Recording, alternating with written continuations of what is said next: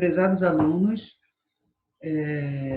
sejam bem-vindos à sala de aula da Rede Sul-Americana, né? Espero que todos estejam bem, né? Como estamos passando por essa pandemia, foi necessário fazer algumas alterações, né? Para que cumpríssemos o nosso conteúdo do bimestre. E eu sou a professora Maria de Fátima, vou trabalhar com vocês um pouquinho, falar um pouquinho com vocês sobre a literatura e a matéria da AD2. Gostaria que vocês estivessem com o livro aberto, caderno em cima da mesa, caso seja preciso fazer algumas alterações, tá?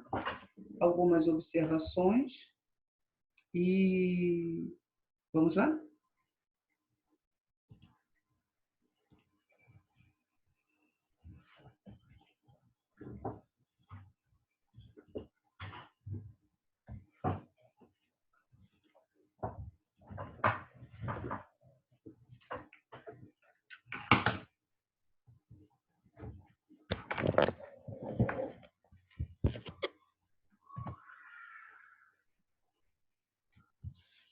Vejam que eu reproduzi a página do livro para vocês.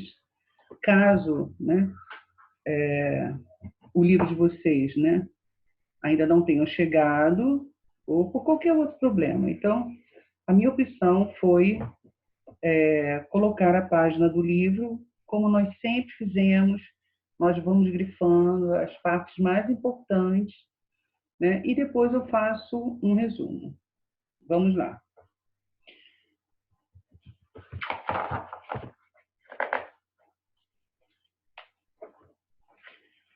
O que pode lançar mundos no mundo?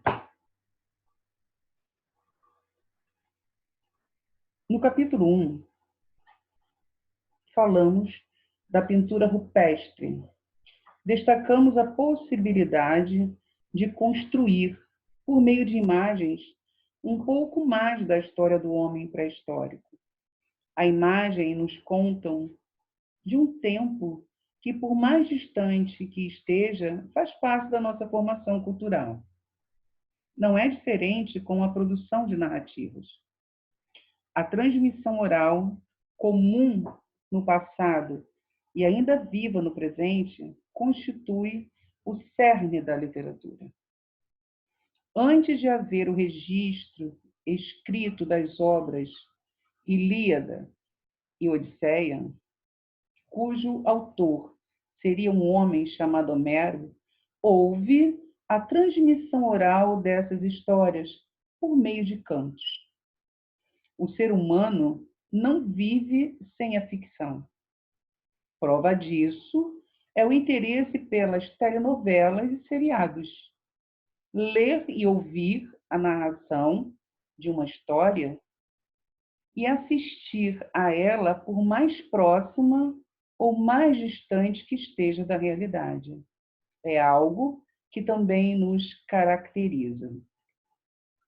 Buscamos o imaginário, necessitamos dele para sobreviver.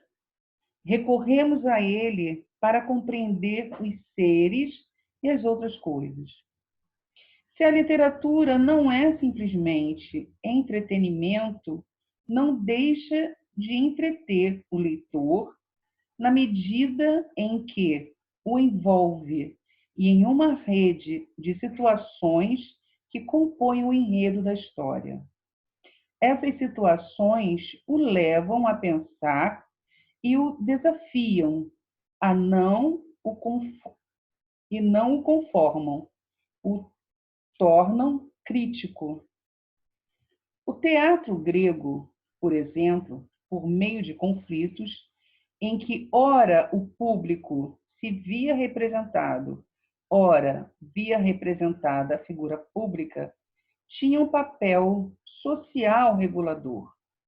O teatro assumiu outros papéis sociais de geração em geração, mas não perdeu, como a literatura em geral também não, a necessidade de contar uma história e de questionar. Qual é a diferença entre narrar um evento e descrevê-lo? O que significa dizer que a escrita é rival da transmissão oral? Vamos parar para pensar um pouquinho em relação a esse questionamento. O que é literatura? A literatura, ela está presente em todas as civilizações, das mais antigas tribos até no cotidiano das grandes cidades contemporâneas. Seja nos livros clássicos, seja nos muros das capitais, manifestações verbais, podem ser consideradas expressões literárias. A definição mais antiga, comumente usada pelos teóricos da literatura, é aquela constituída por Aristóteles. Para o pensador grego, a literatura seria uma imitação ou representação da realidade mediante as palavras. Na época, o filósofo ainda dividiu a literatura em 3 categorias, ou gêneros clássicos: o lírico, o épico e o dramático, que vamos vê-los separadamente nas próximas aulas, tá? De todo modo, é possível dizer que a literatura é toda manifestação de linguagem que tem como uma das finalidades a expressão estética, ou seja, é literatura um discurso que não pretende apenas comunicar algo, mas também construir um dizer que seja belo ou envolvente em um nível sensível e humanamente profundo. Agora nós vamos ao livro, na página 6. Então ele começa: literatura, a origem e o presente. Qual é o significado da palavra literatura? A pergunta não é fácil de responder. A concepção de literatura mudou ao longo dos séculos e seria necessário, e não vem ao caso, analisar o sentido que a palavra adquiriu em cada tempo e lugar. Atualmente, o senso comum nos diz que o texto literário é uma obra de ficção e, portanto, é um texto que trabalha com o imaginário e nos coloca em contato com histórias contadas por um determinado autor. O conceito de autoria se firmou no século XIX e, desde então, consideramos a produção literária como resultado do trabalho de um escritor-autor e não como um conjunto de textos para o qual a noção de autoria não existe. Então, vamos grifar essa parte, né? As 4 últimas linhas, quando diz assim: o conceito de autoria se firmou no século XIX.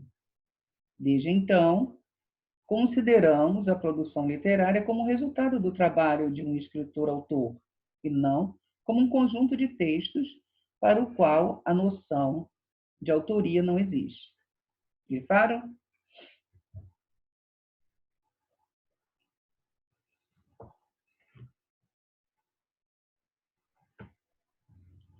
Vamos para... Se despede. Já deu 10 minutos. Espera aí que eu vou voltar.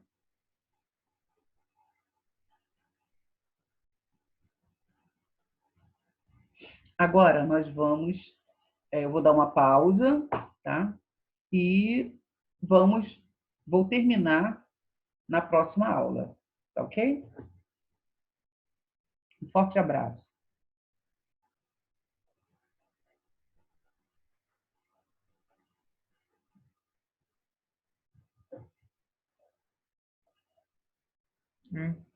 É que acontece. 10 minutos já foi. Tá, foi bom que você está contando aí.